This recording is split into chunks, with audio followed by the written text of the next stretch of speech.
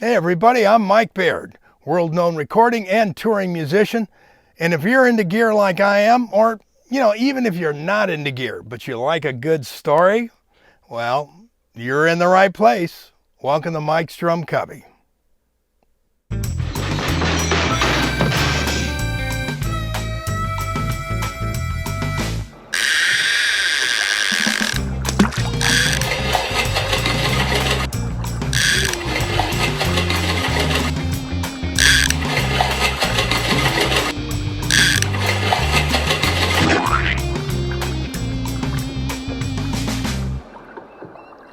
Welcome, Cubbers, to another episode of Mike's Drum Cubby. If you're not familiar with the channel, I have this big giant collection of gear, and the channel is really about the stuff I really use the most or unique pieces, but I also review new stuff that's not part of my collection, at least not yet, but might be. So anyway, they always share a story at the end, so even like I said, if you're not into the gear, you're going to want to stay tuned because they're usually good ones. Anyway, if you dig the channel, hit the subscribe button, give me a thumbs up, send me a comment if you like. But let's not waste any more time. Let's get to the drum for today, the DW Thin Wall Aluminum. I have a couple of other thin wall aluminum drums, but they're vintage ones, and they're featured in an up-and-coming episode of the Cubby, so you're going to want to watch that one. Neither of my vintage drums were made in the US and aren't made anymore, so yes, I used them in rotation, but parts are hard to come by. In fact, I had to buy up a beat-up drum just to be able to use them. But they sound different, very cool, and every engineer that records them are really blown away. The word would be awesome. This DW is one of the newest to my rotation and collection. I had mentioned to John Good, Vice President of Drum Workshop, that I would like to try one of these, and the next thing I know, I get an email from Steve Vega, awesome DW artist rep there, saying he's sending me the drum, so I was excited to try it and review it. I got the drum, and when I say out of the box it rocks is no understatement. First impression was it's beautiful. What a great looking drum, but that doesn't always translate to sounding good, as you may know. In my world, looks are usually secondary to me, and the microphone doesn't really care either. But in this case, all bases are covered. Tune it up, down, all around, it sounds great. You yourself can be the judge of that in just a minute here. This drum is different sounding than my vintage ones, but like them, it's not a one-trick pony. Very versatile. Of course, like a lot of things, personal preference is always in the eye of the beholder. But to me, a great sounding drum is a great sounding drum. Of course, tuning, head choices, snare wires is also something that can change, make or break a drum as well, of course. But also, how you play it can make all the difference in the world. I have a great story regarding how you play it in another episode that you're gonna dig. So here's the throw off, the butt end, and the logo.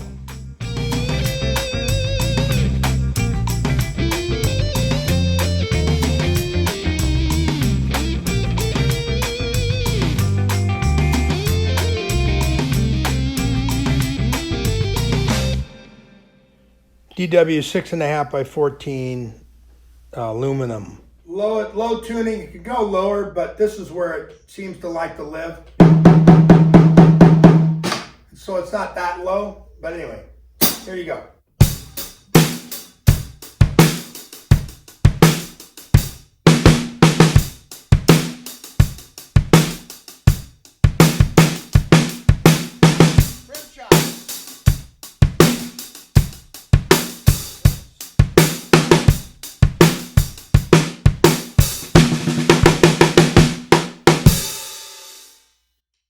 So this is a higher tuning,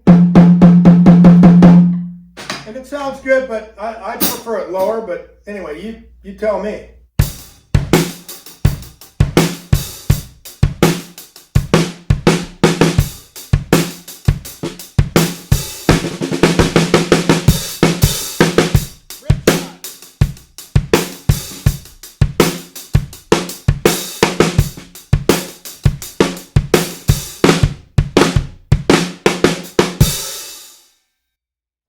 Okay, we're back. Anybody want to guess the weight of this drum? 10 pounds, 8 ounces. Okay, so the story kind of goes like this. Back in the 80s when I was touring with Journey, the last tour with Steve Perry, I finished that tour and I immediately went back out on the road with Kenny Loggins.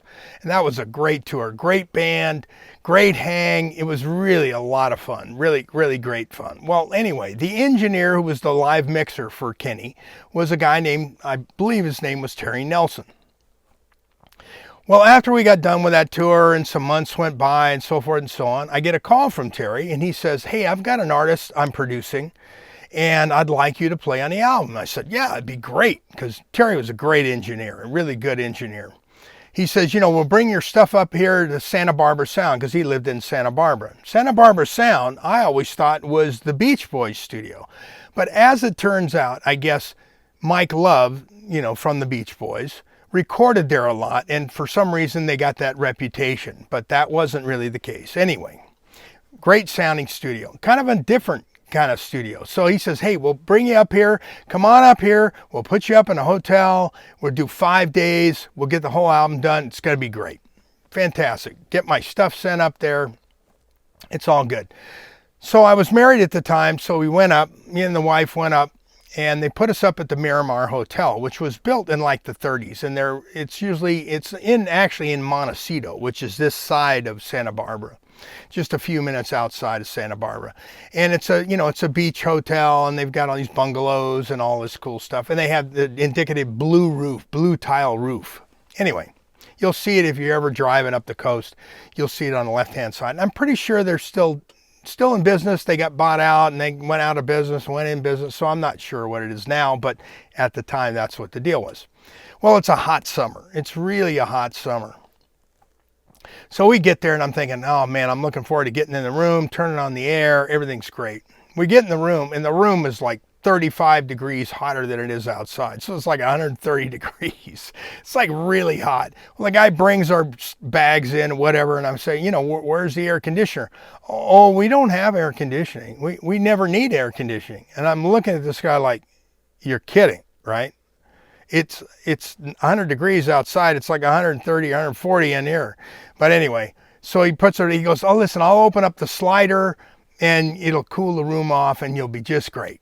Well, it was really hot outside, so I don't know how much it's going to cool off. But anyway, so he slides the slider open, and this is what I hear. Yep,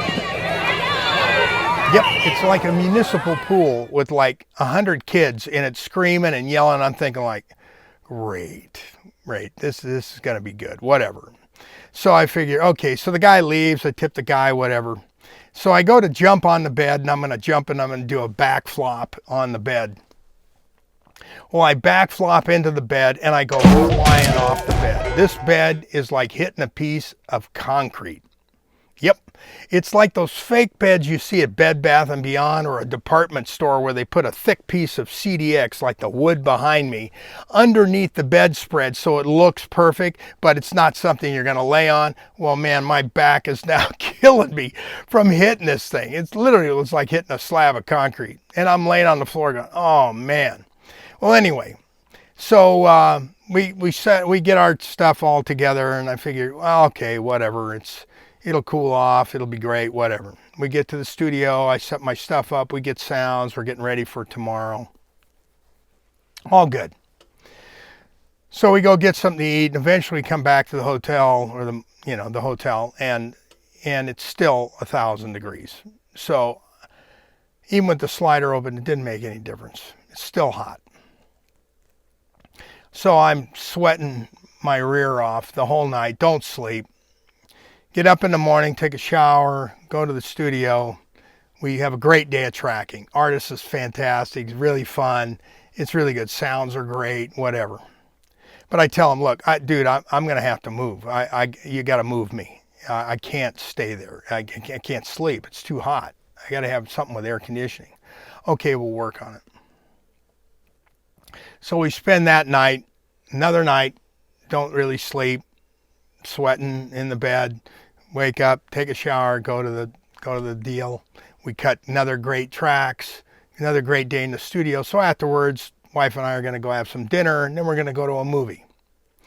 So the movie theater at that time, and it's still there, is it's one of the original movie theaters. It's really cool inside. It's old school, whatever. But now they've divided it, I think, into 2 theaters now. It used to be just 1 theater.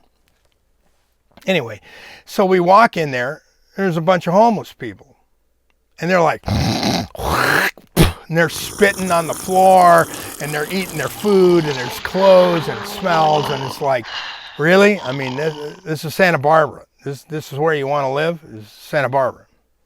Obviously, they've probably cleaned it up since then, but this was back in the 80s, whatever. Santa Barbara is much more of a touristy town more now than it was then. But anyway. So we go back to the hotel, another sleepless night, whatever. So we get to the gig the next day. I get to the session. Okay, we're moving you to a place. It's really cool. It's got air. It's got a little kitchenette. It's really great. So we wind up at the end of the day. We pick up all our stuff. We move to this place, and it's cool. It's great. It's got air. It's a nice little place, and it's like a motel, hotel kind of thing. Great. At night, we go to dinner. Everything's cool. So at about 4:30 in the morning, I hear, and I'm hearing crashing and bashing up against the thing. It's trash pickup day. And here's a dump truck, 4:30, almost 5 o'clock in the morning, moving dumpsters around, banging them against the wall, whatever. Well, now I can't sleep. This goes on for like a half hour, 45 minutes. I can't go back to sleep. Another night, don't sleep. Okay, I go back to them. I go, guys, we got to fix this. I don't know what the deal is. Oh, okay, we'll call them or whatever. Oh, that was just trash pickup day. Won't happen again. Okay, great. So that night, another day in the studio, great. That night, go to bed. Everything's cool. I'm going to get a good night's sleep. Go to bed at about midnight, whatever. I'm sleeping late, whatever. 5 o'clock in the morning, I get woken up by this. Yep, you guessed it. I go to the little window that's in the kitchenette, and the hotel backs to a park. And at 5 o'clock in the morning, there's a dude playing bagpipes. Really? Yeah, really. Bagpipes for an hour. I'm yelling out the window, shut the, what up? It's like, nah, doesn't hear me, doesn't care, whatever. I don't know if he's homeless, I don't know what but who does that? Where do you find that, right? So anyway, go back to the studio. I tell them, you got to move us, and everybody's laughing in hysterics because it is funny, but it wasn't funny for me because I'm at 4 days now of really not a lot of sleep. So we get another day. They move us. They move us into this nice hotel. I forgot what it was, but anyway, I had one night's sleep. We went in for a short little whatever. I packed up my gear, got it all stuffed, cartage there, picked it up. And so that's, that's that story. Anyway, so we've come to the end of another Cubby. And if you dig the channel, hit the subscribe button, give me a thumbs up, send me a comment about the story or the drum or whatever the thing is. But anyway, what do we usually say? That's it. And we'll see you in a minute.